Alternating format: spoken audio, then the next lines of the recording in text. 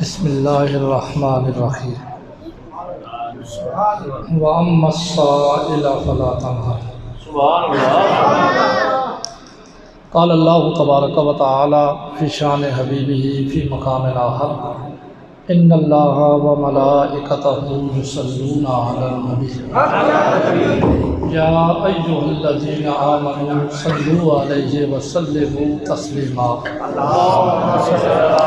اللہم صلی علی سیدنا مولانا محمد وعلی آل سیدنا مولانا محمد وبارک وسلم وصلی علیہ الصلاۃ والسلام علیک یا رسول اللہ وعلی آلک وصحبک یا حبیب اللہ یا رسول اللہ انظر علینا یا حبیب اللہ اسمع قالنا اننا ببار ہم مغرق خذ ایدینا وسہل لنا اشکالنا۔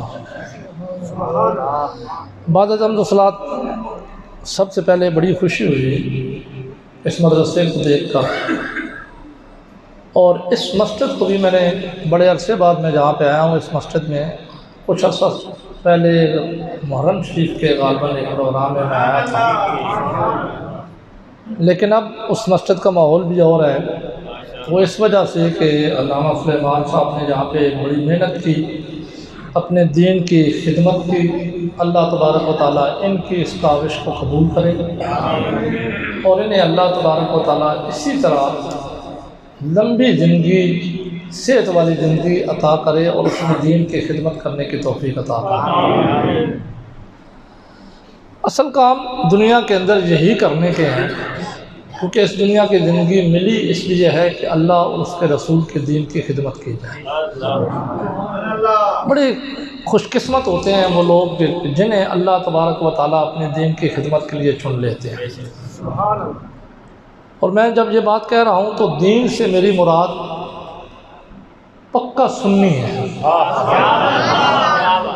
وہ نہیں جو حضرت امیر معاویہ رضی اللہ عنہ صحابی رسول کی بات ہے تو تب بھی اس کے چہرے پہ بل پڑ جائے، حضرت ابو بکر صدیق رضی اللہ عنہ کی عظمت کی بات ہے تو تب بھی چہرے پہ بل پڑ جائے، امام حسن حسین رضی اللہ تعالیٰ عنہ کی بات ہے تو تب بھی چہرے پہ بل پڑ جائے، بلکہ وہ سنی اللہ تبارک و تعالیٰ کے محبوب کی عظمت کی بات ہو تو تب بھی اس کا چہرہ کھلکھلا جائے، صحابہ کی عظمت کی بات ہو تو تب بھی چہرہ کھلکھلا جائے، اور اہل بیت اطہار کی عظمت کی بات ہو تو تب بھی چہرہ کھلکھلا جائے۔ ہاں، چہرے پہ بل تب آتا ہے جب کوئی گستاخ رسول سامنے آئے نا تو پھر چہرے پہ بل آتا ہے، گستاخ صحابہ سامنے آئے تو پھر چہرے پہ بل آتا ہے۔ وہ ہر کس دوغلا پن نہیں کرتا، کیونکہ سچا مسلمان، سچا سنی ہوتا ہی وہ ہے جو مذبذبین بین ذالک کے درمیان اس طرح نہیں ہوتا، اس کا عقیدہ پختہ ہوتا ہے۔ راستے میں جتنی بھی رکاوٹیں آ جائیں، جتنی بھی رکاوٹیں آ جائیں، وہ رکاوٹوں سے گھبراتا نہیں ہے۔ جب عقیدہ صحیح ہو نا تو بندے کو سر نیچے کر کے نہیں بیٹھنا پڑتا ہے، جتنا بڑا مجمع، جتنا بڑا مجمع، اگر اس کا عقیدہ صحیح ہے نا تو وہ سر کو بلند کر کے بیٹھتا ہے۔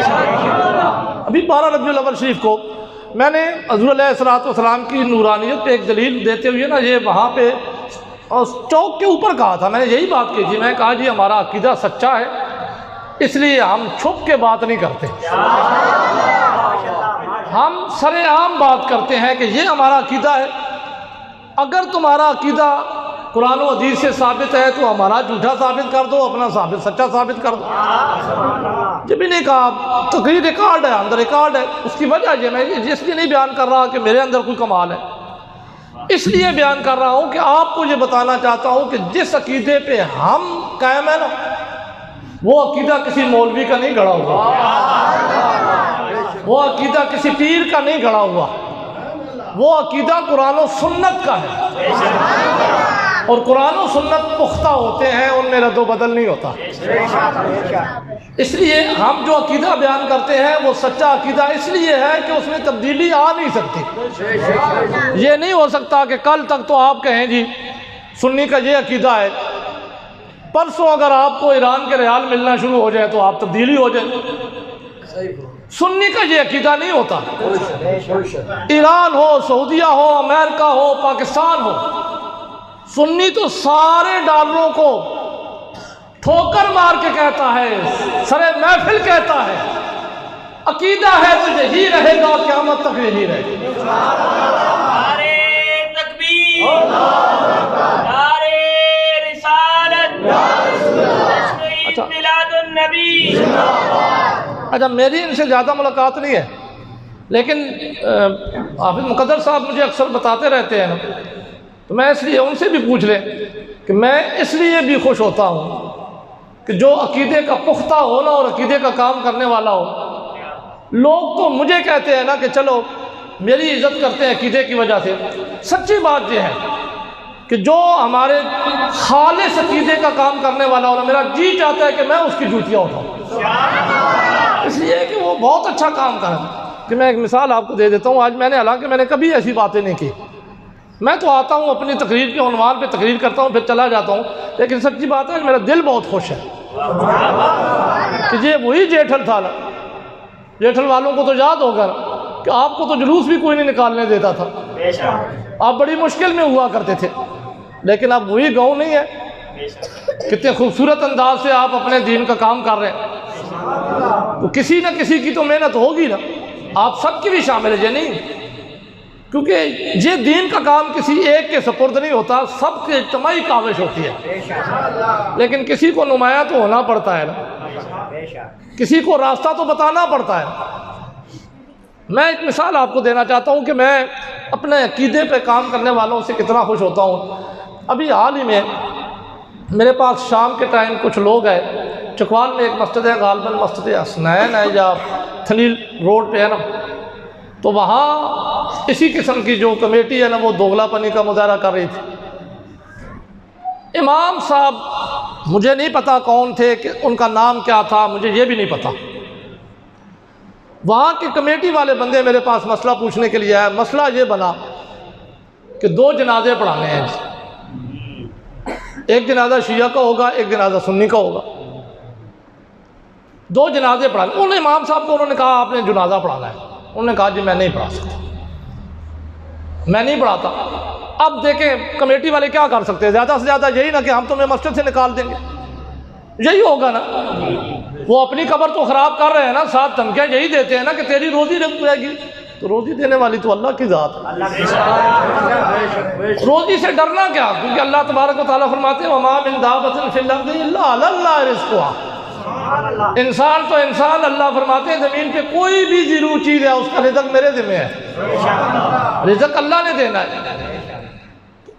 اب وہ کمیٹی والوں کا جب معاملہ بنانا، وہ میرے پاس آ گئے مسئلہ پوچھنے کے لیے۔ انہوں نے کہا آپ بتائیں جی 2 جنازے ہو سکتے ہیں؟ ہماری مسجد میں ایک امام صاحب ہیں، انہوں نے یہ کہا ہے کہ میں نہیں پڑھاتا جی۔ کیا انہوں نے صحیح کہا ہے؟ اب انہوں نے مجھ سے یہ سوال کیا، مسجد میں بیٹھا ہوں، وہی لفظ جو انہوں نے مجھ سے پوچھے جو میں نے جواب دیا وہی آپ کے سامنے بیان کر رہا ہوں۔ میں نے کہا جی مجھے نہیں پتا آپ کی مسجد میں کون امام صاحب ہیں، لیکن جو بات انہوں نے کی ہے نا، میرا جی چاہتا ہے کہ میں ایسے امام صاحب کے قدم چوموں۔ اس دور میں بھی دین پہ حقیقی طور پہ کام کر رہا ہے۔ میں نے کہا مجھے پتا ہے کہ تم آئے ہو کہ ہم انہیں فارغ کر دیں گے، تو تمہارے فارغ کرنے سے کیا ہوگا، کیا ان کا رزق ختم ہو جائے گا؟ لیکن بات جو انہوں نے کی ہے وہ قرآن و سنت کے مطابق کی ہے۔ 2 جنازے کسی کے بھی نہیں ہو سکتے، ایک شرط پہ کہ اگر ولی نے پہلا جنازہ نہیں پڑھا، باقی بندوں نے جنازہ اپنی طرف سے پڑھ لیا، ولی نے نہیں پڑھا، تو ولی دوبارہ جنازہ کرا سکتا ہے، لیکن اس کے ساتھ شرط یہ ہے کہ جنہوں نے پہلے پڑھ لیا وہ دوبارہ پھر بھی نہیں پڑھ سکتے۔ یہ تو اس صورت میں ہے نا کہ جب عقیدہ ہی ایک جیسا ہو، اگر عقیدہ ہی ایک جیسا نہ ہو تو پھر تو جنازے ہو ہی نہیں سکتے، پھر تو پہلا بھی نہیں پڑھا جا سکتا۔ بھائی اس میں جھگڑے کی کیا ضرورت ہے؟ جو بندہ ساری زندگی اگر ایک عقیدے پہ کار فرما ہے تو پھر اسے اپنے عقیدے پہ اعتماد ہونا چاہیے نا، اسے پھر مرتے ہوئے یہ کہنا چاہیے نا بھائی میرا اسی عقیدے پہ جنازہ ہو، اور اسی عقیدے والے پڑھیں. جیسے ہمیں اپنے عقیدے پہ اعتماد ہے نا، ہم تو مرتے ہیں تو یہ نہیں کہتے ایک فلانے والا پڑھائے ایک فلانے والا پڑھائے، ہم کہتے ہیں بس ایک جنازہ سنی پڑھائے، کیونکہ جس عقیدے پہ جا رہے ہیں اسی عقیدے کا ہمارے لیے بخشش بھی مانگے، تو دوسرا نہیں، کیونکہ ہمیں اعتماد ہے.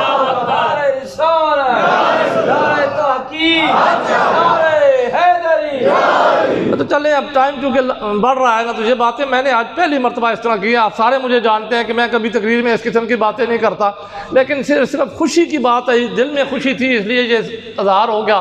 جو کچھ میرے جی کے اندر تھا میں نے آپ کے سامنے بیان کر دیا. اب آتے ہیں اصل موضوع کی طرف.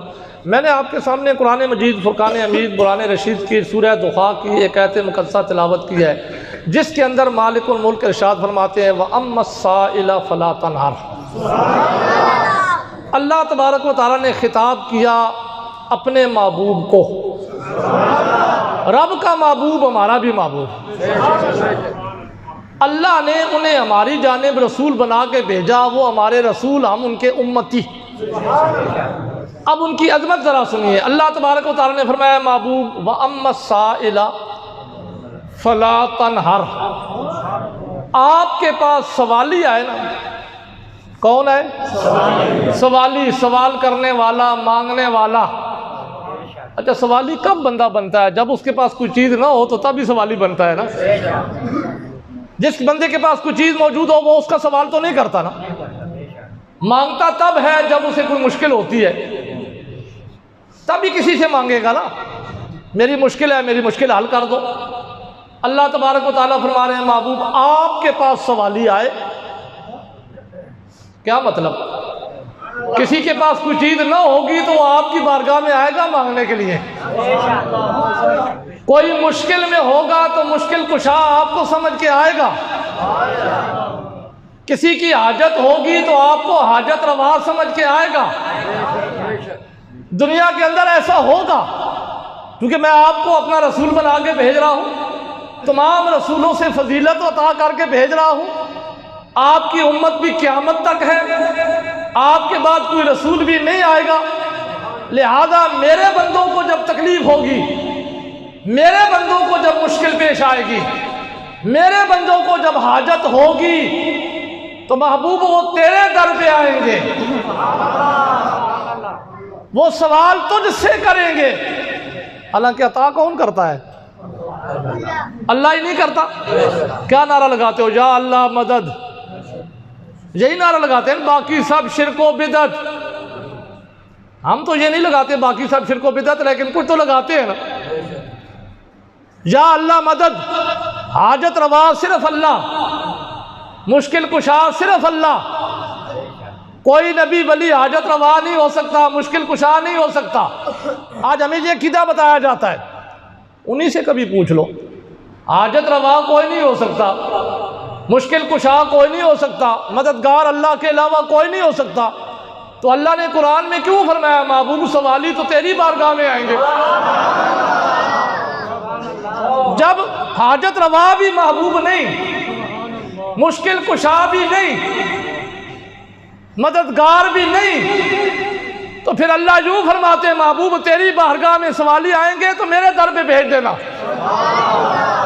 انہیں کہنا اللہ سے مانگو، انہیں کہنا حاجت روا صرف اللہ ہے، مشکل کشا صرف اللہ ہے، سوال صرف اللہ سے کرو.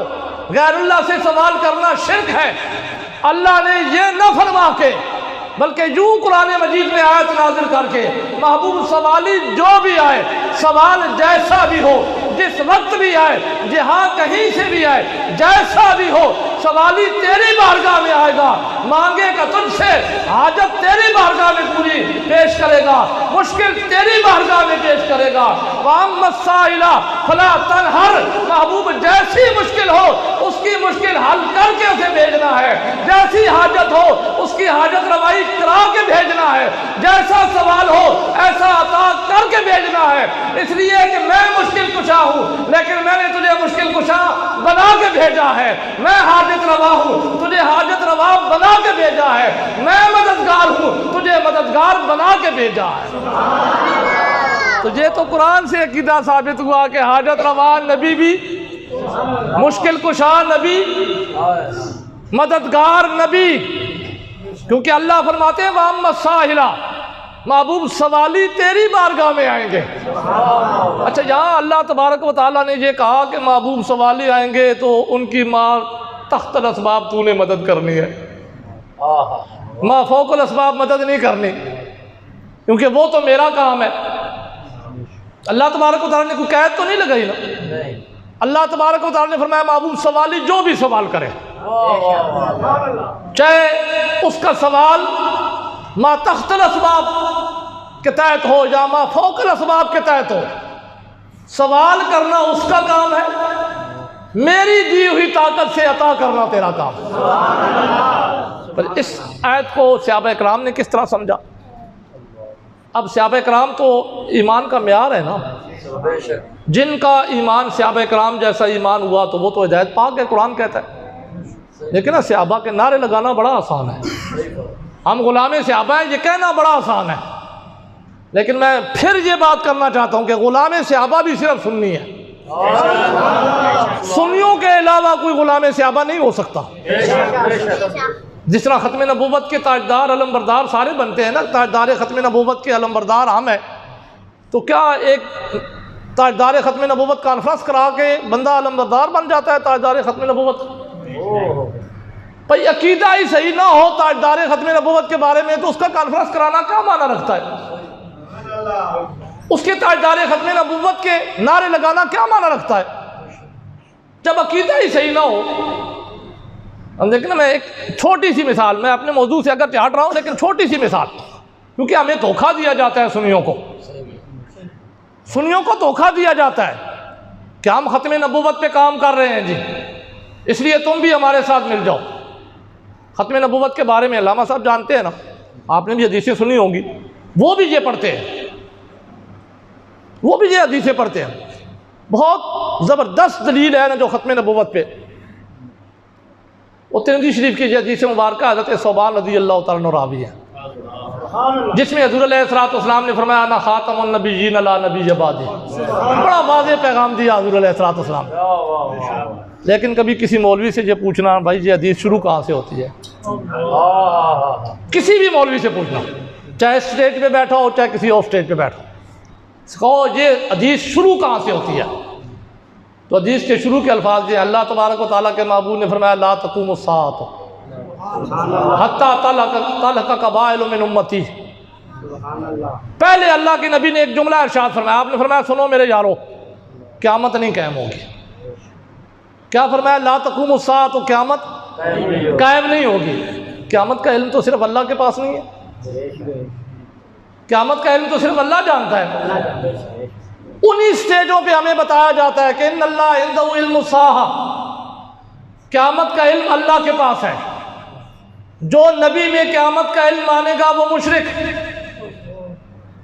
اب آپ نے ختم نبوت پہ دلیل دینی ہے کہ اللہ کے نبی فرما گئے ہیں میرے بعد کوئی اور نبی نہیں ہو سکتا، میں آخری نبی ہوں، تو دلیل دینے کے لیے آپ کو یہ حدیث پڑھنی پڑے گی۔ تو حدیث کے اندر تو سب سے پہلے یہ عقیدہ بیان کیا گیا ہے کہ میرے ماننے والوں، میرے امتیوں، ختم نبوت کے پہرے داروں، ختم نبوت پہ پہرا تب دے سکتے ہو جب تمہارا یہ عقیدہ ہوگا کہ اللہ نے مجھے قیامت تک کا علم دے کے بھیجا۔ اب جس کا عقیدہ یہ ہو کہ وہ کل کی بات نہیں جانتے، مجھے کیسے کہہ سکتا ہے کہ قیامت تک کی خبریں دے رہے؟ اسی لیے میں نے کہا تھا نا کہ ختم نبوت کے علم بردار بھی سننی ہے، کیونکہ ہمارا عقیدہ ہے کہ قیامت کا علم رب کے پاس ہے، اور رب کی عطا سے ہمارے نبی بھی قیامت تک کا علم جانتے ہیں، اس لیے وہ جو بھی خبریں دیتے ہیں قیامت تک کی وہ سچی ہوتی ہیں۔ جو یہ کہیں کل نہیں جانتے، کل کی بات نہیں جانتے، تو انہیں کہو پھر یہ کیسے کہہ سکتے ہیں کہ میں قیامت تک کا آخری نبی ہوں، میرے بعد کوئی نبی نہیں آ سکتا؟ کتنی آسان سی بات ہے، کتنی آسان سی بات ہے۔ ان سے پوچھو نا بھائی یہ تو پھر بتاؤ، تمہارے نزدیک تو کل کا بھی علم نہیں ہے، تمہارے نزدیک تو حضرت عائشہ صدیقہ رضی اللہ تعالیٰ عنہ پہ تہمت لگی تب بھی علم نہیں تھا، خیبر میں زہر آلود گوشت کھایا تب بھی پتہ نہیں تھا، تو پھر وہ قیامت تک کی خبریں کیسے دے سکتے ہیں؟ پھر انہیں بتائیے بھائی اگر علم بردار پہرا دینا ہے نا ختم نبوت پہ، تو پھر پہلے عقیدہ صحیح کرو، یہ عقیدہ رکھو کہ اللہ نے اپنے نبی کو قیامت تک کا علم دے کے بھیجا ہے، قیامت تک کی ہر چیز کو وہ جانتے ہیں۔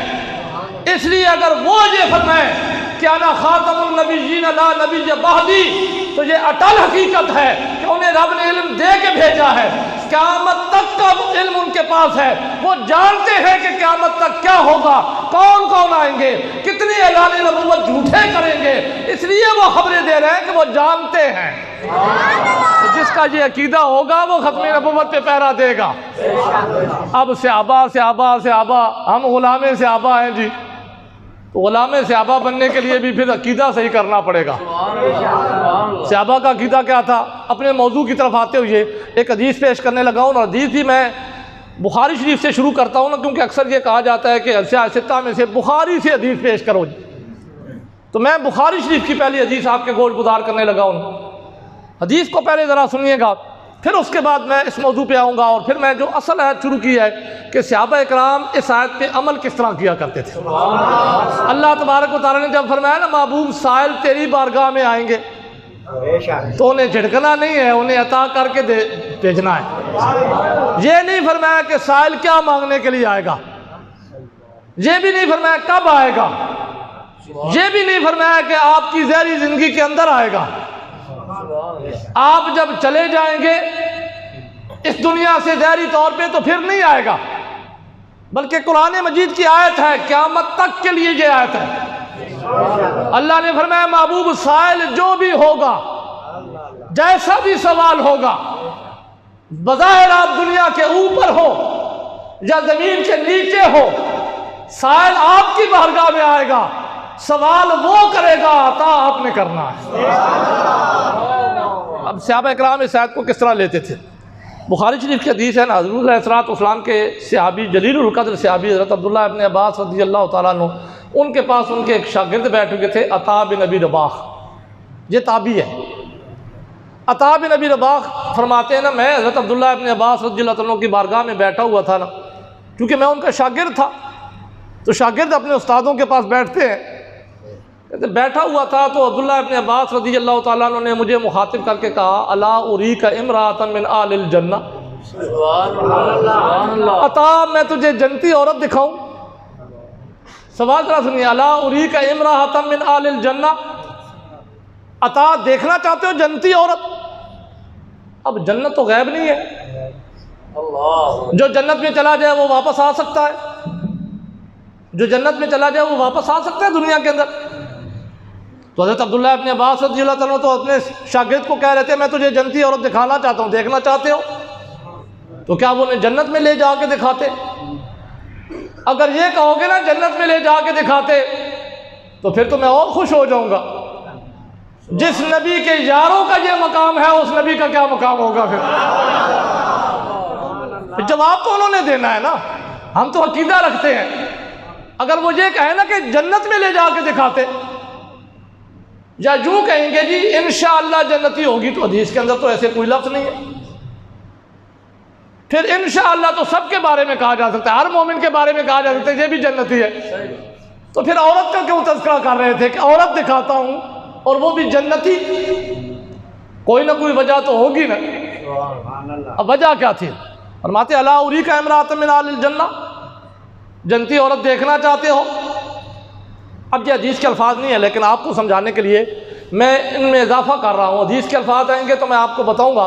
حضرت عطا بن ابی رباح رضی اللہ تعالیٰ نے ضرور دل میں تو یہ سوال کیا ہوگا نا، اگر پوچھا نہیں تو تب بھی، کہ جنتی عورت تو جنت تو ملتی ہے مرنے کے بعد، قبر میں جانے کے بعد، تو جو جنتی عورت ہو جائے گی اس کی قبر جنت کے باغوں سے باغ بن جائے گی، تو پھر وہ کیا دنیا میں تو آ نہیں سکتی؟ تو پھر اگر دنیا میں کوئی دکھا رہے ہیں تو اس کی زندگی کتنی ہے یہ بھی انہیں پتہ ہونا چاہیے، کب مرے گی یہ بھی انہیں پتہ ہونا چاہیے، کلمہ پڑھتے ہوئے مرے گی یہ بھی انہیں پتہ ہونا چاہیے، اس دوران وہ اعمال کیا کرے گی یہ بھی انہیں پتہ ہونا چاہیے۔ کیونکہ جو اتنا بڑا دعویٰ کر رہا ہے نا کہ جنتی عورت دکھاتا ہوں اور وہ بھی دنیا کے اندر چلتے پھرتے، تو اس کو یقیناً یہ پتہ ہونا چاہیے نا کہ یہ جنتی جنت کا دار و مدار تو آخرت پہ ہے نا۔ اگر حالت ایمان میں حدیث کے اندر آتا ہے، حضور علیہ الصلوۃ والسلام ارشاد فرماتے ہیں ایک بندہ عمل کرتا رہتا ہے نیک عمل، یہاں تک کہ اس کے اور جنت کے درمیان ایک گز کا فرق رہ جاتا ہے۔ ایک عمل ایسا کرتا ہے جس پہ اس کی تقدیر سبقت کر جاتی ہے، وہ ایک عمل ایسا ہوتا ہے کہ جو وہ خلاف شرع کرتا ہے، اللہ اس ایک عمل کی وجہ سے اسے جنت میں بھیج دیتے ہیں۔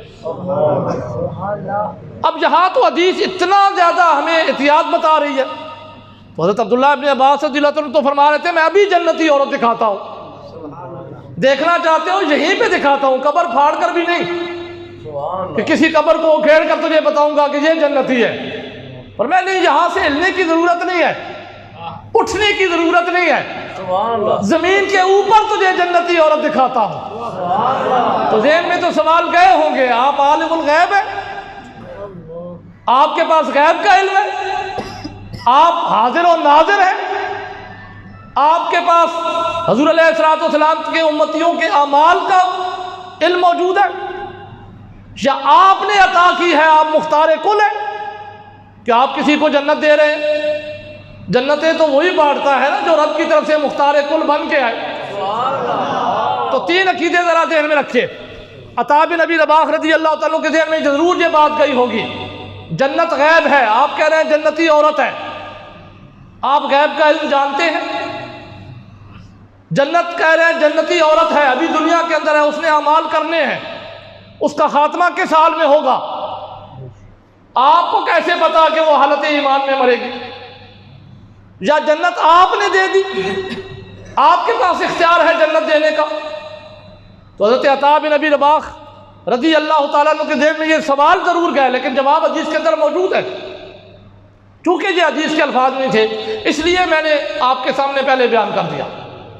البتہ عطا بن ابی رباح نے عرض کیا حضور استاد جی کس کا خواہش نہیں ہوگی، کس کا دل نہیں چاہے گا کہ جنتی عورت دنیا کے اندر دیکھ لے؟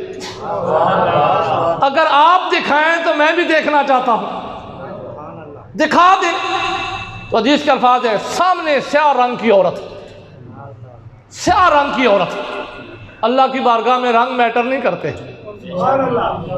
وہاں قبیلے نہیں دیکھے جاتے، خاندان نہیں دیکھے جاتے، وہاں تقویٰ دیکھا جاتا ہے۔ انہوں نے کہا عطا بن ابی رباح ہذہ امرأۃ السوداء، یہ سیاہ رنگ کی عورت دیکھ رہے ہو؟ عرض کرتے ہیں جی ہاں نظر آ رہی ہے، فرمایا یہ جنتی ہے۔ عورت ابھی دنیا میں تھی نا، زمین کے اوپر تھی نا۔ حضرت عطا بن ابی رباح فرماتے ہیں مجھے حضرت عبداللہ ابن عباس رضی اللہ عنہ نے فرمایا یہ عورت جنتی ہے، اس کی زیارت کر لو، تم جنتی کنفرم جنتی کی، کنفرم جنتی کی زیارت کر رہے ہو۔ اب وہ سارے سوال ذہن میں آتے ہیں یہ جنتی کیسے ہوگی، اس کا علم انہیں کیسے ہوگا، آپ کیسے جانتے ہیں کہ یہ جنتی؟ آپ غیب جانتے ہیں یا آپ نے اسے جنت کا ٹکٹ دیا، آپ کے پاس اختیار ہے، یا آپ ابھی اس کے اعمال کو دیکھ رہے ہیں جو یہ کرنے والی ہے، آپ اس کے اعمال پہ حاضر و ناظر ہیں؟ تو حضرت عبداللہ ابن عباس رضی اللہ عنہ نے جواب دے کر گویا جواب یوں دیا، فرمایا عطا بن ابی رباح میں عالم الغیب نہیں ہوں، میں حاضر و ناظر نہیں ہوں، یہ صفت میری نہیں ہے، یہ صفت بھی میری نہیں ہے، رب نے مجھے بھی مختار کل بنا کے نہیں بھیجا، لیکن پھر بھی تجھے کہہ رہا ہوں کہ یہ پکی جنتی ہے۔ پھر سوال تو ہوا کہ کیوں پھر یہ اتنے اعتماد سے کہہ رہے ہو؟ تو جواب کیا دیا؟ حدیث کے الفاظ ہیں، فرمایا ہم حضور علیہ الصلوۃ والسلام کی بارگاہ میں بیٹھے ہوئے تھے، عبداللہ ابن عباس رضی اللہ عنہ فرماتے ہیں ہم اللہ کے نبی کی بارگاہ میں بیٹھے ہوئے تھے، آتت النبی صلی اللہ علیہ وآلہ وسلم، یہی سیاہ رنگ کی عورت اللہ کے نبی کی بارگاہ میں آتی ہے، آتت النبی اللہ کے نبی کی بارگاہ میں آتی ہے، گویا اب کیا پیغام دیا؟ فرمایا میں عالم الغیب نہیں ہوں، لیکن جس نبی نے انہیں جنت عطا کی وہ عالم الغیب ہیں، میں حاضر و ناظر نہیں ہوں، لیکن جس رسول نے انہیں عطا کی انہیں رب نے حاضر و ناظر بنا کے بھیجا ہے۔ مختار کل نہیں ہوں، جس رسول کی زبان سے سنا رب نے انہیں مختار کل بنا کے بھیجا۔ اس لیے بیان کرنا شروع کر دیا۔ فرمایا سنو، میں اپنے پاس سے نہیں کہہ رہا، ہم تو بیٹھے ہوئے تھے حضور علیہ السلام کی بارگاہ میں، یہ عورت سیاہ رنگ کی اللہ کے نبی کی بارگاہ میں آ گئی۔ آئی کیسے؟ میں سائل بن کے آئی، حاجت لے کے آئی، مشکل لے کے آئی۔ سائل بن کے آئی تو کیا عقیدہ رکھ کے آئی تھی کہ آپ دے تو کچھ نہیں سکیں گے؟ یہ عقیدہ رکھ کے آئی تھی؟ یا صحابیہ یہ عقیدہ رکھ کے آئے گی کہ سوال پیش کرنا میرا کام ہے، عطا کرنا رب کے نبی کا کام ہے؟ وہ فرماتے ہیں سائل بن کے آئی، حاجت لے کے آئی، مشکل لے کے آئی، حضور علیہ السلام کو مشکل کشا سمجھ کے آئی، اللہ کے نبی کی بارگاہ میں اپنی مشکل حل کرانے کے لیے آئی۔ ہم بیٹھے ہوئے تھے، ہماری موجودگی میں یہ سارا ہوا، آ کے عرض کرنے لگی یا رسول اللہ صلی اللہ علیہ وآلہ وسلم انی اتسرع، اللہ کے نبی میری ایک مشکل ہے، بڑی مشکل میں ہوں۔ تو حضور علیہ السلام فرما دیتے صحابیہ تھوڑی سی تکلیف ہوئی تو شرک شروع کر دیا، مشکل کشا اللہ ہے، اللہ کی بارگاہ میں اپنی مشکل پیش کرو، میری بارگاہ میں کیوں کر رہی ہو؟ اللہ کے نبی نے یہ نہ فرما کر یہ بھی پیغام دے دیا کہ صحابہ کا صرف نعرہ لگانے سے محب صحابہ نہیں ہو سکتا، صحابہ جیسا عقیدہ بھی رکھنا پڑے گا کہ رب بھی مشکل کشا، رب کی عطا سے نبی بھی مشکل کشا۔ حضور علیہ السلام نے فرمایا پھر عرض کرتے ہیں اللہ کے نبی مجھے بیماری ہے، اتسرع، مجھے مرگی ہوتی ہے، بیماری ہے، تو پھر کسی ڈاکٹر کے پاس جاتی نا۔ سچی اللہ کے نبی آپ کی بارگاہ میں آ گئی ہوں، مرضی ہے تو خود ٹھیک کر دیں، مرضی ہے تو اللہ سے دعا کریں تو میری بیماری دور ہو جائے۔ مشکل کشا تو آپ ہی ہے نا، اللہ سے دعا کریں میرے لیے، ادعو اللہ ان یعافینی، اللہ سے دعا کریں کہ میری بیماری ٹھیک ہو جائے، میری مشکل حل ہو جائے۔ حضور علیہ السلام کی بارگاہ میں وہ تو اتنی مشکل لے کے آئی تھی نا کہ بیماری ہے، مرگی ہوتی ہے، اس کی شفا چاہتی ہوں، لیکن وہ غالباً کوئی نعت ہے، مجھے اصل شعر نہیں یاد رہتے نا، میرے کریم سے اگر قطرہ کسی نے مانگا، دربے بہا دیے ہیں، کسی دریا بہا دیے ہیں، دربے بہا دیے ہیں۔ صحابیہ تو مانگنے آئی تھی کہ میری بیماری دور کر دیجئے، مرگی ختم ہو جائے۔ اللہ کے نبی نے عطا کیا کیا؟ فرمایا میری صحابیہ اس در پہ آ گئی ہے جس در پہ آنے کا حکم رب نے دیا ہے، اور رب نے ساتھ ہی فرما دیا محمد سائل فلا تنہر، محبوب سوالی جب بھی آئے، جیسا بھی آئے، جو بھی سوال لے کے آئے، چڑکنا نہیں ہے، عطا کر کے بھیجنا ہے۔ میری بارگاہ میں آ گئی ہے، اب تجھے مشورہ دیتا ہوں۔ اللہ کے نبی نے فرمایا مشورہ دیتا ہوں۔ صحابیہ عرض کرتے ہیں جی یا رسول اللہ صلی اللہ علیہ وآلہ وسلم، تو حضور علیہ السلام نے فرمایا ان شئت صبرت علیہ، پہلا مشورہ تو یہ ہے نا کہ یہ دنیا کی تھوڑی سی تکلیف ہے، اللہ آزمائشیں کرتا ہے اپنے نیک بندوں کی، اگر تو اس پہ صبر کرے نا، اگر تو چاہے تو اس پہ صبر کر۔ یا رسول اللہ صلی اللہ علیہ وآلہ وسلم پھر کیا؟ اگر میں صبر کرتی رہوں تو پھر کیا ہوگا؟ تو اللہ کے نبی نے یہ نہیں فرمایا پھر تجھے اس کے بدلے میں جنت ملے گی، یہ نہیں ہے حدیث کے الفاظ، کیونکہ ہر صبر کرنے والے کو تو اللہ نے جنت دینی ہے۔ تو پھر اس صحابیہ کو حضور علیہ السلام کی بارگاہ میں آنے کا کیا فائدہ؟ وہ تو ویسے بھی صبر کرتی تو صبر کے بدلے میں تو اللہ نے جنت دینی ہے ہر کلمہ گو کو۔ تو اللہ کے نبی انہیں فرما رہے تھے ان شئت صبرت علیہ، اگر تو چاہے گا تو صبر کر۔ اللہ کے نبی پھر فرمایا وَلَكِ الْجَنَّةُ، یہ نہیں کہا تجھے جنت مل جائے گی، فرمایا ابھی جنت تیرے نام الاٹ کر دیتا ہوں۔ وَلَكِ الْجَنَّةُ، تیرے لیے جنت ہے، میں نے تجھے جنت عطا کر دی۔ تو صحابیہ نے عرض کی اللہ کے نبی میں صبر کروں گی، تو اللہ کے نبی نے فرمایا جا تو جنتی ہو گئی ہے۔ اسی لیے عطا بن ابی رباح کو حضرت عبداللہ ابن عباس رضی اللہ تعالیٰ فرماتے ہیں جنتی عورت دیکھنا چاہتے ہو تو میں تجھے دکھاتا ہوں، اس لیے کہ میں تو جنت نہیں دے سکتا، میں تو عالم الغیب نہیں ہوں، میں تو حاضر ناظر نہیں ہوں، لیکن جس رسول کا کلمہ میں پڑھتا ہوں اللہ نے اسے یہ صفات دے کے بھیجی ہے، تو اس عورت کو جنت میں نے نہیں عطا کی، اس عورت کو جنت کسی مولوی نے نہیں عطا کی، بلکہ اس عورت کو جنت اللہ کے نبی نے عطا کی، رب نے انہیں مختار کل بنا کے بھیجا، لہذا اب دنیا ادھر سے ادھر ہو سکتی ہے لیکن یہ عورت جنت میں ہی جائے۔ نعرے تکبیر، نعرے رسالت، جشن عید میلاد النبی۔ اب ذرا صحابہ کرام کا عقیدہ تو دیکھ کے نا، مرغی تھی، گئیں کس کے پاس؟ اللہ کے نبی کی بارگاہ میں۔ کسی ڈاکٹر کے پاس تو جانا چاہیے تھا، ڈاکٹر تو مددگار ہو سکتا ہے لیکن نبی ولی تو نہیں ہو سکتے۔ ایمان اور عقیدے کا معیار تو دیکھو نا، جس کا کلمہ پڑھتے ہیں اس کے بارے میں یہ باتیں کہ ڈاکٹر کے پاس تو جایا جا سکتا ہے، بلکہ اسی حدیث کے اگلے الفاظ سے آپ یہ عرض کرتے ہیں اللہ کے نبی بڑے خوشی کی بات ہے کہ مجھے جنت مل گئی، آپ سے وعدہ کیا تھا نا کہ صبر کروں گی، وہ تو کروں گی لیکن ایک مشکل اور بھی ہے۔ صحابیہ جانتی تھی نا مشکل کشاد آ رہا ہے، جو بھی مشکل پیش کروں گی حل ہو جائے گی۔ پہلی مشکل پیش کی تو اللہ کے نبی نے فرمایا کہ اس کے بدلے میں جنت عطا کرتا ہوں، اب مشکل پیش کروں تو ہو سکتا ہے کچھ اور بھی مل جائے، اگر مشکل نہ حل ہوئی تو اس پہ کچھ زیادہ درجہ مل جائے گا۔ تو صحابیہ عرض کرتی ہیں اللہ کے نبی انی یتکشف، میری ایک مشکل اور بھی ہے، یہ تو آپ سے وعدہ کر لیا ہے نا، اس کے بدلے میں آپ نے جنت عطا کر دیا ہے، یہ تو سودا مکمل ہو گیا نا، اب مجھے اعمال کی تو پرواہ ہی نہیں ہے کیونکہ آپ نے جنت دے دی، جنت تو میری ہو گئی، وہ تو سودا مکمل ہو گیا، لیکن اللہ کے نبی ہمیں در بھی تو اللہ نے آپ کا ہی بتایا ہے۔ میرا ایک اور بھی سوال ہے، حضور علیہ الصلوۃ والسلام نے فرمایا وہ کیا؟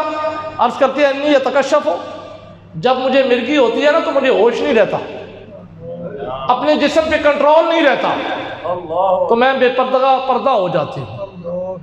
انی یتکشف، میرا ستر کھل جاتا ہے، اب میں نے صبر تو کرنا ہے، آپ کے ساتھ سودا طے ہو گیا ہے، مجھے آپ نے جنت عطا کر دی، میں نے آپ سے وعدہ کر لیا کہ مرگی کے بارے میں اب آپ سے کبھی بھی یہ سوال نہیں کروں گی کہ یہ بھی ختم ہو جائے۔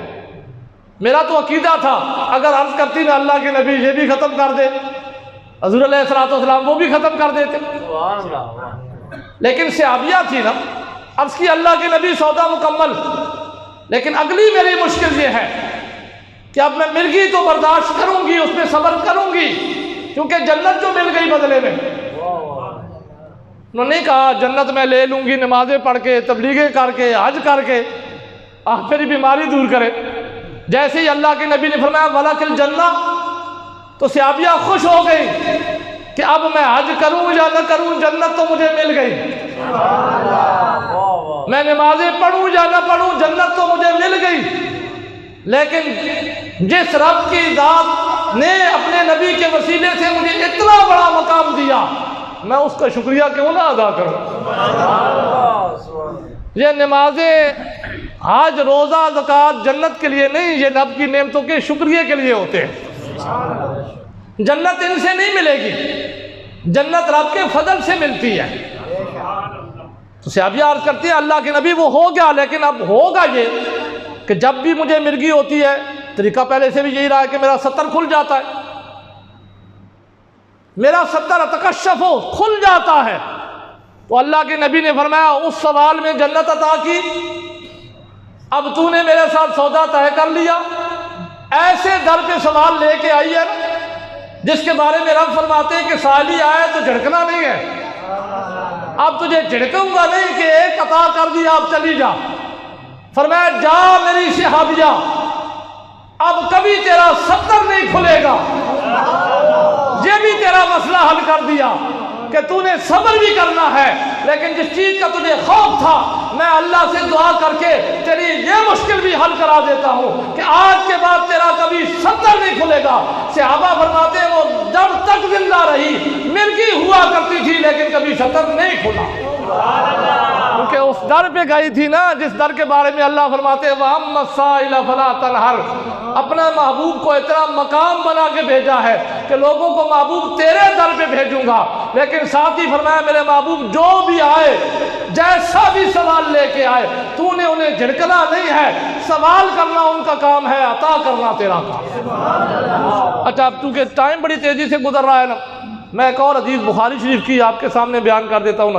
حضور علیہ الصلوۃ والسلام کے بارے میں نے پہلے قرآن مجید میں آپ کے سامنے بیان کیا کہ اللہ نے فرمایا سائل آئے گا، یہ نہیں کہا اپنا آئے گا تو تب عطا کرنا، غیر آئے گا تو واپس بھیج دینا، یہ بھی نہیں کہا کہ دن کے وقت آئے گا تو دینا، رات کو آئے گا تو نہ دینا، یہ بھی نہیں کہا زندگی کے اندر آئے گا تو دینا، اگر اس دنیا سے چلے گئے تو پھر نہ عطا کرنا، پر مطلقاً فرمایا سائل آئے گا، کیونکہ قیامت تک آپ نبی ہیں، اب قیامت تک کوئی اور نبی تو ہو نہیں سکتا، تو فرمایا سائل آئے گا، اپنے بھی آئیں گے غیر بھی آئیں گے، آپ کی ظاہری زندگی کے اندر بھی آئیں گے، آپ کے پردہ فرما جانے کے بعد بھی آئیں گے، جو آتا جائے محبوب جھڑکنا نہیں ہے، تجھے مختار بنا کے بھیجا ہے، وہ سوال کرے تو نے عطا کر کے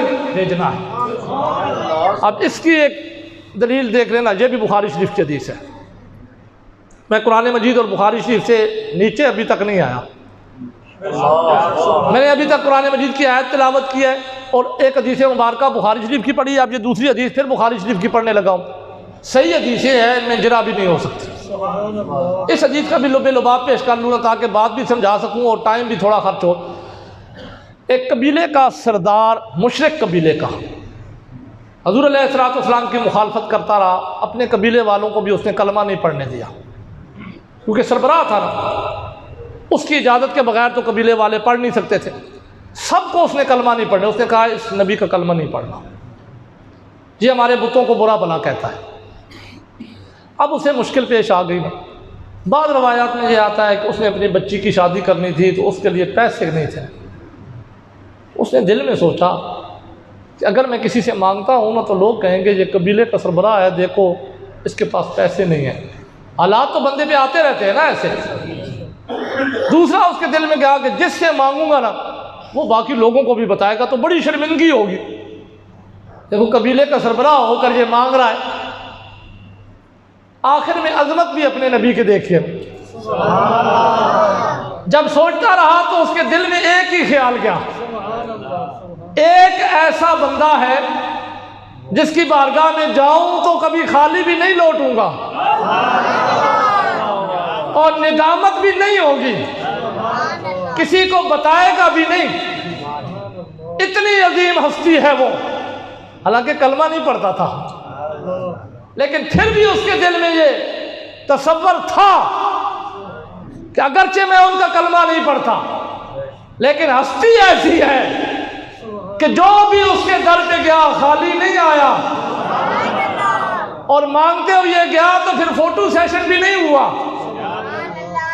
اب ہمارا تو حال یہ ہے نا، کسی کو 1 روپیہ دے تو پہلے فوٹو بنواتے ہیں، وہاں یہ بھی نہیں ہے کہ ندامت بھی نہیں ہوئی، کسی کو بتایا بھی نہیں، یہ بھی نہیں کہا کہ فلانا اتنا لے گیا ہے، آ گیا حضور علیہ الصلوۃ والسلام کی بارگاہ میں سوچ بچار کر کے، کہنے لگا اگر مشکل حل ہونی ہے تو اسی در سے حل ہونی ہے، اللہ نے اس کو مشکل کشا بنا کے بھیجا اگرچہ ہم نہیں مانتے۔ آ گیا حضور علیہ الصلوۃ والسلام کی بارگاہ میں، کہنے لگا نا اللہ تبارک و تعالیٰ کے محبوب کی بارگاہ میں، یا محمد، اے محمد مجھے مشکل پیش آ گئی ہے۔ تو حضور علیہ الصلوۃ والسلام نے فرمایا کلمہ نہیں پڑھتا نا، قرآن نہیں پڑھا ہوا ہے، اس لیے تجھے خبر نہیں ہے نا، اللہ نے میرے بارے میں ہی فرمایا ہے وَأَمَّا السَّائِلَ فَلَا تَنْهَرْ، محبوب سوالی جو بھی ہے اسے جھڑکنا نہیں ہے، تو اتنی عاجزی سے کہہ رہا ہے کہ مشکل پیش آئی، آ اس بارگاہ میں کہہ دے یہ مشکل ہے، مشکل حل کرنا میرا کام ہے۔ میں تو سوال کروں گا ہی نہیں. لیکن اس کے دل کے اندر بات تھی نا. کہنے لگا میں آپ کا کلمہ نہیں پڑھتا ہوں. حضور علیہ السلام نے فرمایا میں نے تو تم سے پوچھا ہی نہیں. کہنے لگا ابھی تک ارادہ بھی نہیں ہے کہ کلمہ پڑھوں. اس کے اپنے دل میں خیال گیا نا. اچھا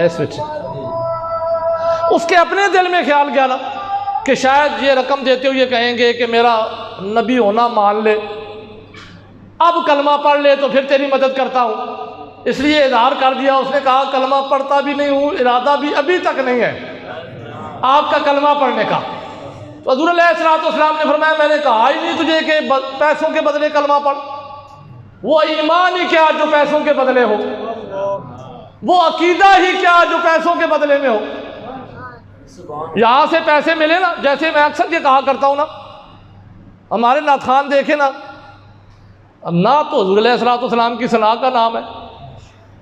کہتے تو یہ ہے نا کہ نعت پڑھ رہے ہیں, تو نعت میں تو کسی اور کی تعریف نہیں ہو سکتی کہ ہوتی ہے. اگر آپ نے کسی صحابی کی ثنا بیان کرنی ہے نا تو اس کو منقبت کہتے ہیں, اس کو نعت نہیں کہتے. میں اکثر دیتا ہوں اوپر عنوان ہے جی محفل نعت, اندر میں دیکھ رہا ہوں علی جا بکھا کوئی, علی علی علی علی. حضرت علی اور مرتضیٰ رضی اللہ عنہ کی عظمت ہمیں مقبول, میں نے پہلے اپنا عقیدہ بیان کر دیا, ہم ان کی عظمت پہ جان بھی قربان کرتے ہیں, لیکن ان کی عظمت پیسوں کے لیے نہیں ہے. ان کا مقام و مرتبہ اللہ کے رسول اور اللہ نے جو انہیں دیا اس لحاظ سے ہے. اب یہاں کیا کہ علی علی کریں گے تو پیسے ملیں گے, تو آدھا آدھا گھنٹہ علی علی ہو رہی ہوتی ہے. بلکہ کئی نعت خوانوں کو تو میں نے دیکھا کہ نعت کا ایک شعر بھی نہیں. جب اعلان ہوتا ہے تب بھی یہ اعلان ہوتا ہے جی نعت پڑھنے کے لیے تشریف لا رہے, کھڑے ہوتے ہیں تو وہ علی. بھیا ہر چیز کا اپنا مقام ہوتا ہے نا. جب حضور علیہ السلام کی نعت کے لیے آپ کو بلایا گیا تو نعت پڑھو. اب دیکھیں نا, آج میلاد کی محفل ہے, مجھے حضور علیہ السلام کی عظمت کے لیے بلایا گیا تو میں اس میں امام حسین رضی اللہ عنہ کی عظمت بیان کرنا شروع کر دوں. حالانکہ میں منکر تو نہیں ہوں, میں ان کے فضائل بھی بیان کرتا ہوں. یا مجھے نماز کی فضیلت کے لیے یہاں پہ بٹھایا جائے تو میں والدین کے حقوق بیان کرنا شروع کر دوں. جو موضوع ہوتا ہے اس پہ بات ہوتی ہے, اور بات بھی قرآن و سنت کے مطابق ہونی چاہیے. جو عقیدہ ہو, پیسے آ رہے ہیں تو عقیدہ ہی بدل گیا. اب ہمارا ایمان علی بن گیا کیونکہ علی کے نام پہ پیسے مل رہے ہیں, تو جہاں کوئی صحابہ کے نام پہ پیسے دے تو وہاں صحابہ کی عظمت شروع ہوگی. بھئی جس کے لیے کھڑے ہوئے ہو, صحابہ کو تو عظمت ملی اس ہستی سے, علی اور مرتضیٰ رضی اللہ عنہ کو تو عظمت ملی اس ہستی سے, اس کی عظمت بیان کرو, صحابہ کی عظمت بھی بیان ہو جائے گی, اہل بیت کی عظمت بھی بیان ہو جائے گی. اس لیے حضور علیہ السلام نے بھی یہی فرمایا, میں اس لیے کلمہ نہیں پڑھواتا کہ کوئی پیسے لے کر کلمہ پڑھے. آپ نے فرمایا سوال کر چاہتا کیا ہے.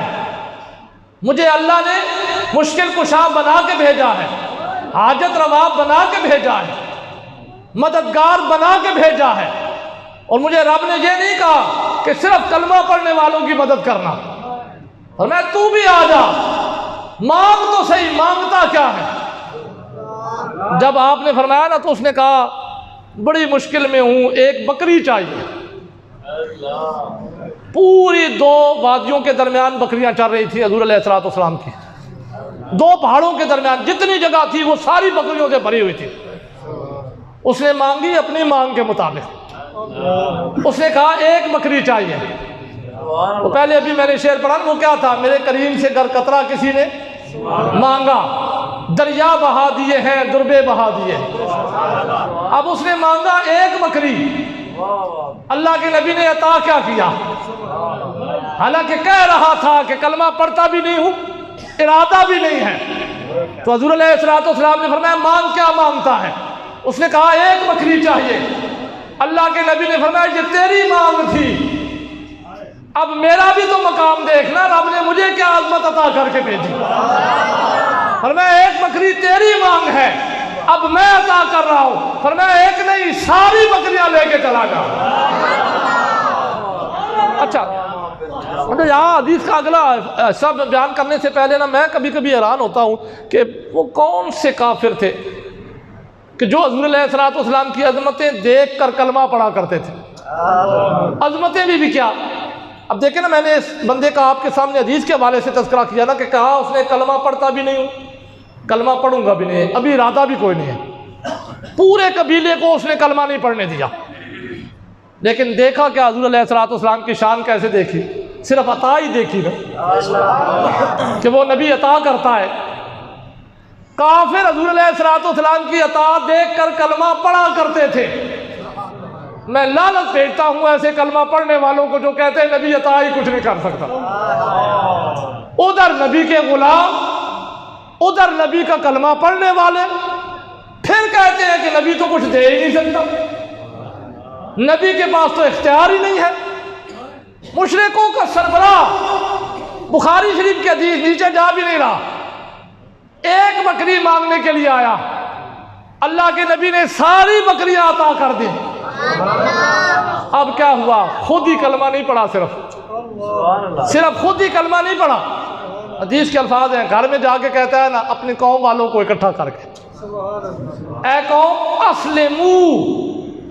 بخاری شریف کے حدیث کے الفاظ ہیں، کہتا ہے میرے قبیلے والوں، اے میری قوم والوں، سارے مسلمان ہو جاؤ، سارے کلمہ پڑھ جاؤ. اے قوم اسلمو، قوم مسلمان ہو جاؤ. وہاں جمہوریت تھی نا، ایسی جمہوریت نہیں جیسی ہمارے ہاں ہے.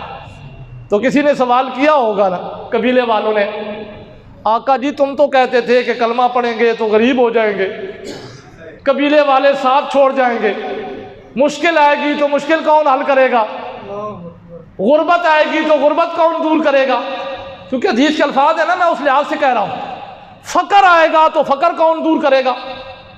یہ ساتھ والے تو سارے چھوڑ دیں گے، برادری والے، کیونکہ یہ تو کلمہ پڑھتے نہیں ہیں، یہ اس نبی کے مخالف ہیں، تو یہ تو ہمارے ساتھ تعلقات ختم کر دیں گے. پھر کم از کم میں جہاں ان کے اس عقیدے پہ انہیں داد دیتا ہوں، اگرچہ وہ ہیں تو جھوٹے نا. میری بات کو سمجھے گا، میں اس عقیدے پہ انہیں داد دیتا ہوں کافروں کو کہ ان کا کم از کم یہ تو عقیدہ تھا نا کہ جو ہمارے عقیدہ نہیں رکھتا ہمارا اس کے ساتھ تعلق نہیں ہو سکتا. کیسے ہم مسلمان ہیں؟ ہم کیسے مسلمان ہیں کہ یہ جانتے ہو یہ بھی عقیدہ ہمارا سچا، لیکن تعلقات ہمارے جھوٹوں کے ساتھ ہی ہوتے ہیں. ہم اتنے گر گئے ہیں کہ ہم کافروں والا بھی یہ عمل نہیں کر سکتے. دیکھیں کتنی بڑی بات ہے. انہوں نے کہا تم نے کہا تھا کہ اس نبی کا کلمہ نہیں پڑھنا، یہ قبیلے والے چھوڑ جائیں گے، ساتھی چھوڑ جائیں گے، برادری چھوڑ جائے گی، مشکل آئے گی تو مشکل کون حل کرے گا. تو اب جب کہہ رہے ہو کہ کلمہ پڑھو تو اب کیا جواب دو گے ان ساری باتوں کا؟ کیا جواب دو گے؟ تو حدیث کے الفاظ ہیں، اس نے کیسے مطمئن کیا. جملہ سنیے اور اپنے نبی کی عظمت پہ قربان جائیے، اپنے عقیدے پہ قربان جائیے. مشرک ہے، کافر ہے، جا کے کہتا ہے قوم سارے مسلمان ہو جاؤ، میں بھی مسلمان ہو گیا ہوں، سارے کلمہ پڑھ لو. انہوں نے کہا فقر آئے گا تو کون دور کرے گا. حدیث کے الفاظ ہے، کہتا ہے میں یہ باتیں تمہیں کہا کرتا تھا کہ برادری چھوڑ جائے گی، قبیلہ چھوڑ جائے گا، مشکلیں آئیں گی، لیکن اب میں ہی تمہیں کہتا ہوں کہ کلمہ پڑھ لو، کیونکہ میں نے بھی اس نبی کی عظمت کو پہلے نہیں دیکھا تھا، اب وہاں سے ہو کے آ رہا ہوں، اس نبی کو دیکھ کے آ رہا ہوں، اس کی عظمت سمجھ کے آ رہا ہوں. اب میں تمہیں کہتا ہوں کہ کلمہ پڑھ لو، فقر کا خوف نہیں کرنا، برادری کے چھوڑنے کا خوف نہیں کرنا، مشکلوں کا خوف نہیں کرنا، حاجتوں کا خوف نہیں کرنا. انہوں نے کہا کیسے یک سر یہ بدل گیا ہے، یکدم تم یہ کہہ رہے ہو، ہمیں سمجھاؤ تو صحیح. حدیث کے الفاظ ہے، کہتے ہیں واللہ ان محمدن لیوتی، اللہ کی قسم جس کو ہم اپنے جیسا بشر سمجھتے ہیں. مشرک بشر ہی سمجھتے تھے نا، مشرک یہی کہتے تھے نا کہ یہ تو ہماری طرح بشر ہے.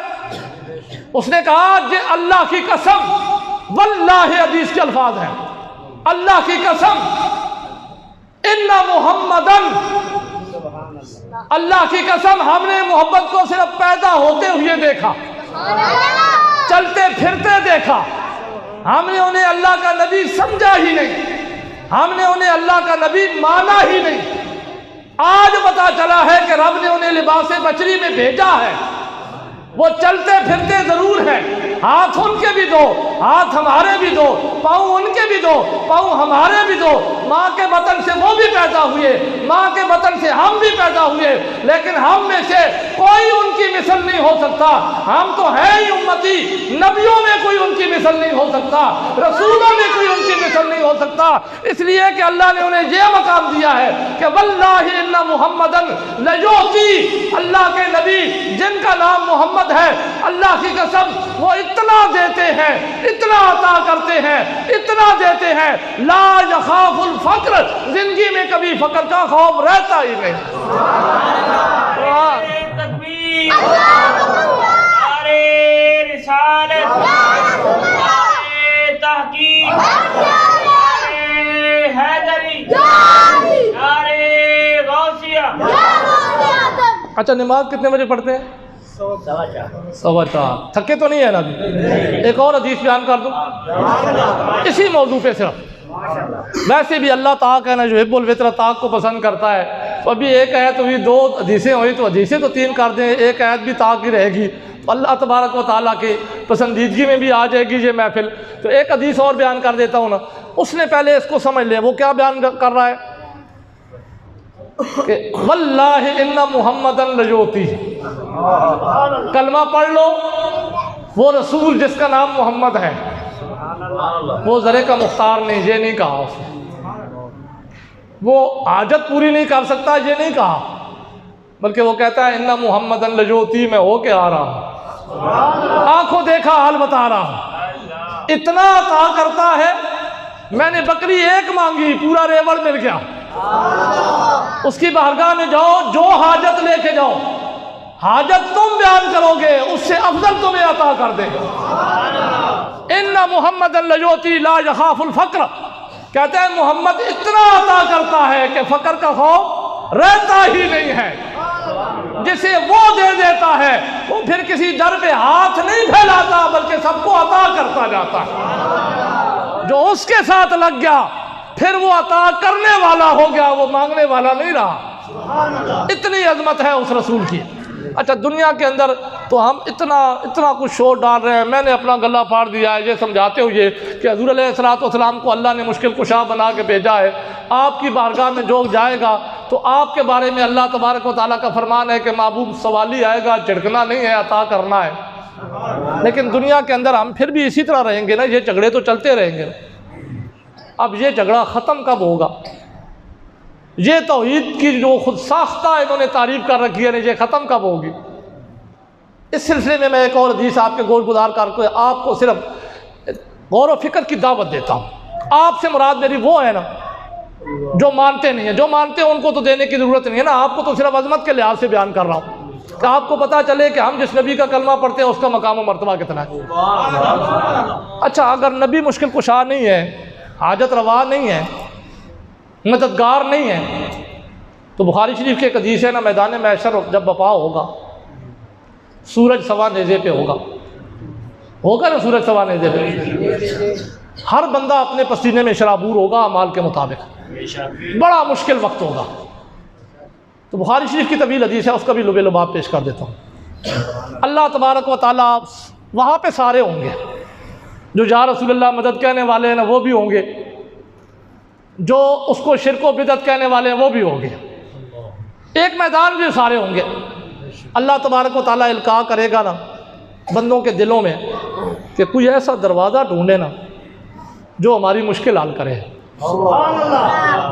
تو کیا توحید وہاں پہ بدل جائے گی؟ یہاں غیر اللہ کے دروازے پہ جانا شرک ہے، تو میدان محشر میں غیر اللہ کے دروازے پہ جانا ہے نہیں مان ہو جائے گا؟ توحید تو ایک جیسی ہے، جو جیٹھن میں توحید ہے وہ بھی چکوال میں بھی ہوئی ہے، ٹڈیال میں بھی ہوئی ہے، پنڈی میں بھی ہوئی ہے، پوری روئے زمین پہ وہی ہے نا، آسمانوں میں بھی وہی ہے۔ اگر ایک اللہ عبادت کے لائق ہے نا تو پھر ہر جگہ ایک اللہ عبادت کے لائق ہوگا۔ اگر غیر اللہ سے مانگنا شرک ہے تو ہر جگہ شرک ہوگا۔ اب ذرا حدیث سنیے نا، اللہ القاء کرے گا بندوں کے دلوں میں، خود بخود اس بات ڈالے گا کہ کوئی نہ کوئی در ڈھونڈے کہ جو اللہ کی بارگاہ میں ہماری سفارش کرے، شفاعت کرے کہ ہم سے یہ مشکل دور ہو جائے۔ کیا دور ہو جائے؟ مشکل تو اللہ نے دور کرنی ہے، پھر ڈائریکٹ اللہ سے ہی بندوں کو مانگنا چاہیے نا، جہاں اللہ بڑی مشکل میں ہے دور کر دے۔ لیکن اللہ تبارک و تعالیٰ تو حدیث کے الفاظ ہیں خود بندوں کے ذہنوں میں القاء کر رہا ہے۔ اب بندے کریں گے کیا؟ سارے چل کر، جب میں اتنا لمبا سارے کہہ رہا ہوں نا تو ہمارا تو ظاہر ہے ایمان ہے، ہم تو یوز ٹو ہو چکے ہیں، اب بھی یا نبی مدد کے نعرے لگاتے ہیں، یا رسول اللہ مدد کے نعرے لگائیں گے، میدان محشر میں بھی ہمارا یہی نعرہ ہوگا، ہمیں تو کوئی پریشانی ہی نہیں ہوگی، ہم تو جا رہے ہوں گے۔ لیکن اب جو کہتے ہیں نا یا اللہ مدد صرف، وہ بھی ہمارے پیچھے پیچھے پھر آ رہے ہوں گے، اس وقت بھول جائیں گے کدھر جانا ہے جی، اور جی نبی کے در پہ جائیں، اور جی نبی کے در پہ جائیں۔ کیوں؟ مشکل آ گئی ہے جی، بھائی نبی بھی تو انسان ہے، مانگنا ہے تو اللہ سے مانگو، نبی کے در پہ کیوں جا رہے ہو؟ بس دل آ گیا ہے کہ آج نبی ہی مشکل کشا بن سکتا ہے، تو میدان محشر میں جو نبی مشکل کشا ہے وہ دنیا میں بھی مشکل کشا ہے۔ جائیں گے سارے، حدیث کے الفاظ ہیں اور بخاری شریف کی حدیث ہے، جائیں گے سارے۔ سب سے پہلے جائیں گے حضرت آدم علیہ السلام کے پاس، عرض کیا کریں گے؟ پہلے ان کی تعریف شروع ہو جائے گی، مانگنا ہے تو تعریف تو کرنی پڑتی ہے نا، تو تعریف کریں گے۔ آپ اللہ تبارک و تعالیٰ نے اپنے دست اقدس سے آپ کو پیدا کیا، آپ اللہ کے پہلے خلیفہ ہیں، ساری اولاد آدم آپ سے ہے۔ تو حضرت آدم علیہ السلام فرمائیں گے آئے کیوں ہو؟ یہ تو بتاؤ، اتنی تعریفیں جو آج میری کر رہے ہو تو مطلب کیا ہے تعریفیں کرنے کا؟ پھر سارے کہیں گے نا دیکھتے نہیں ہیں ہمارا کیا حال ہو رہا ہے، اللہ سے ہماری شفاعت کیجئے نا کہ یہ مشکل ٹل جائے، یہ ہماری مشکل جو ہم پہ آئی ہوئی ہے یہ ٹل جائے۔ تو حضرت آدم علیہ السلام کیا فرمائیں گے؟ اذهبوا الی غیری، اور دروازے پہ جاؤ۔ حالانکہ میرا تو عقیدہ ہے اگر وہ بھی اللہ سے دعا کرتے تو تب بھی اللہ مشکل ٹال دیتا، لیکن اللہ تبارک و تعالیٰ نے یہ سارا کچھ میدان محشر میں بندوں سے یہ عمل کروایا اس لیے کہ اپنے معبود کی عظمت کا اظہار کرنا تھا۔ بڑی طویل حدیث ہے، پھر دوسرے در پہ جائیں گے، پھر تیسرے در پہ جائیں گے، ہر در سے یہی جواب ملے گا اذهبوا الی غیری۔ لیکن ہر در پہ جائے کہ سوال کیا کر رہے ہوں گے؟ بڑی مشکل میں ہے، مشکل کشا آپ ہیں، ہماری مشکل حل کرائیے۔ تو کبھی آپ بھی ان سے سوال کر لیں۔ اب جو کہے نا صرف یا اللہ مدد باقی سب شرک و بدعت، تو کہو یہ عقیدہ صرف دنیا تک ہے یا آخرت میں بھی ہوگا؟ میدان محشر بھی یہ عقیدہ رکھو گے؟ وہاں تو نبی مشکل کشا بن جائے گا، پھر ایک نہیں 1,24,000 یا 2,24,000 کم و بیش جتنے انبیاء اور رسول ہیں سب دروازوں سے جا کے یہ کہیں گے مشکل کشا آپ ہیں۔ اللہ نے کیوں بھیجا؟ اسی عقیدے کو بتانے کے لیے کہ نبی مشکل کشا ہوتا ہے، ایک نہیں سارے نبی مشکل کشا ہوتے ہیں۔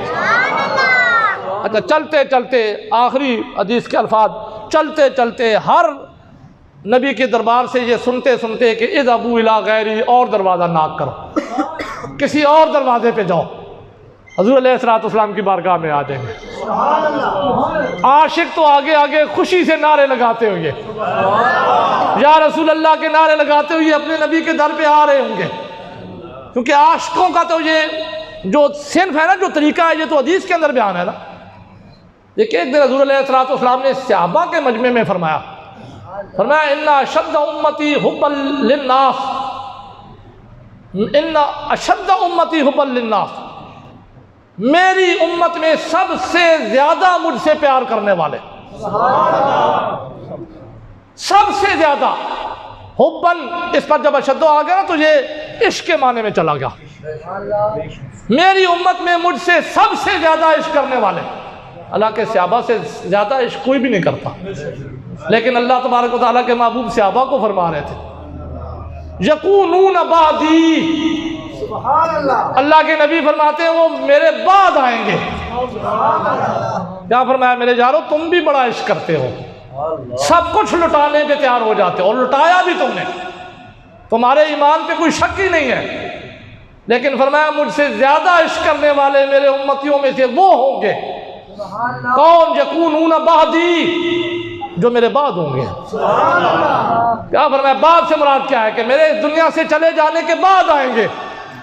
تم نے دیکھا مجھے، اس لیے صحابیت کا درجہ حاصل کر لیا، انہوں نے مجھے دیکھا نہ ہوگا، انہوں نے صرف میرے کمالات سنے ہوں گے، لیکن مجھ سے اتنی محبت ہوگی کہ تم دیکھتے ہو پھر جانے قربان کرتے ہو، تمہارا عشق بھی انتہا پہ، لیکن میرے ان امتیوں کا عشق اتنا انتہا پہ ہوگا کہ یکونون بعدی، ہوں گے میرے بعد، مجھے دیکھا کبھی بھی نہیں، لیکن لو رانی بأہلی و مالی یود احدکم، فرمایا ان میں سے ہر ایک میرا عاشق یہ خواہش کرے گا اللہ نے یہ جو مال دے رکھا ہے کاش یہ بھی چلا جائے، یہ جو گھر دے رکھا ہے کاش یہ بھی چلا جائے، یہ جو اولاد دے رکھی ہے کاش یہ بھی لے لے، ہر چیز لے لے، دنیا لے لے، لیکن اپنے محبوب کی ایک زیارت تو کرا دے۔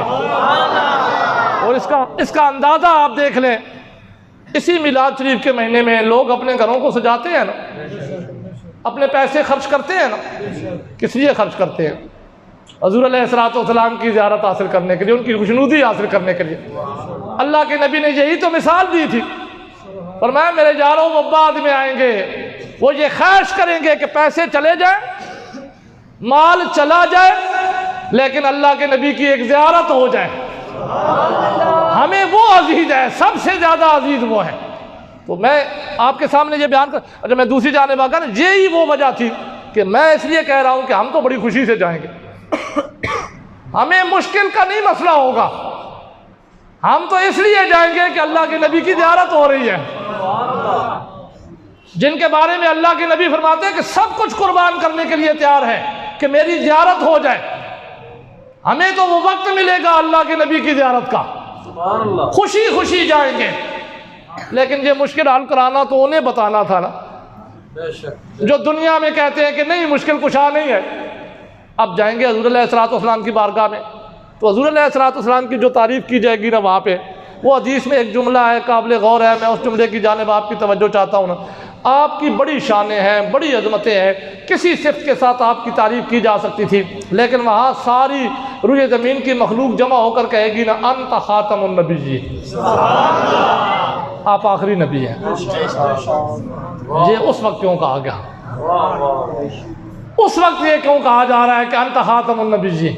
ہم تو دنیا میں کہتے ہیں، یہ ہمارا عقیدہ ہے نا، وہاں تو یہ بھی کہا جا سکتا تھا انت محبوب رب العالمین، آپ رب العالمین کے محبوب ہیں، اس سے بڑی تو اور کوئی صفت نہیں ہو سکتی نا، لیکن سارے کہیں گے انت خاتم النبیین۔ کیوں؟ کیونکہ سارے دروازوں سے ہو کے آئے ہوں گے نا، ہر دروازے والے کہہ رہے تھے اذهبوا الی غیری، اور دروازے پہ چلے جاؤ۔ پہلے تو دل میں خیال تھا نا کہ ابھی اور دروازے ہیں، یہاں پہ نہیں تو یہاں پہ، یہاں پہ نہیں تو اگلے دروازے میں۔ اب جب آخری نبی ہوں گے، آخری دروازہ ہوگا، تو ذہن میں تو یہ بات جائے گی نا اگر یہاں بھی نہ مسئلہ حل ہوا تو پھر کدھر جائیں گے؟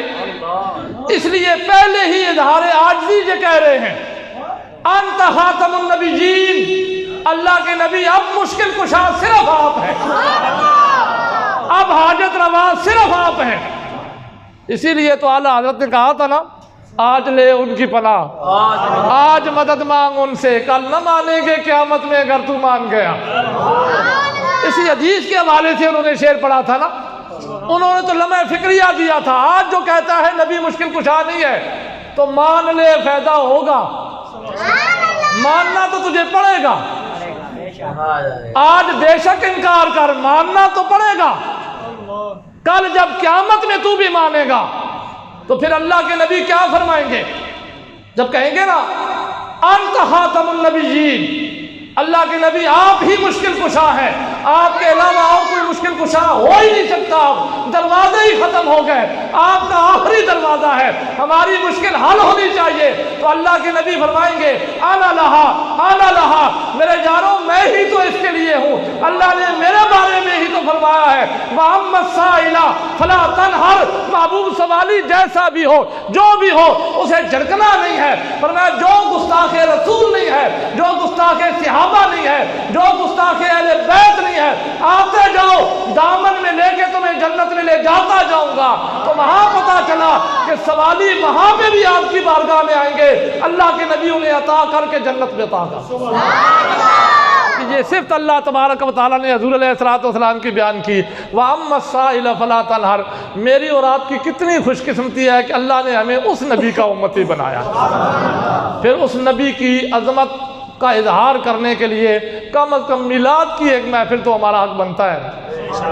اس نبی کے تذکرے کے لیے کبھی ایک دن تو مل جل کر بیٹھ کر اس نبی کی عظمتیں سنائے، یہ تو ہمارا حق بنتا ہے۔